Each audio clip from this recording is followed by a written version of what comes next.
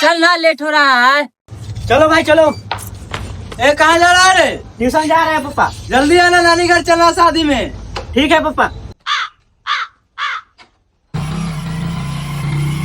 3 hours later. जाने के लिए देर हो रहा है। कहाँ रह गया रे? सुनो सुनो, वो कहाँ रह गया रे?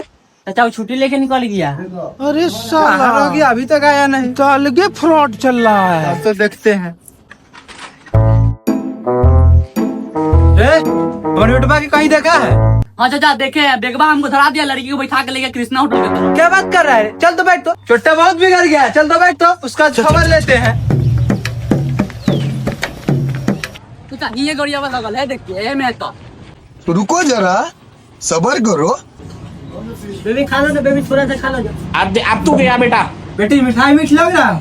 कौन है ले बसी वाला? पापा चला गया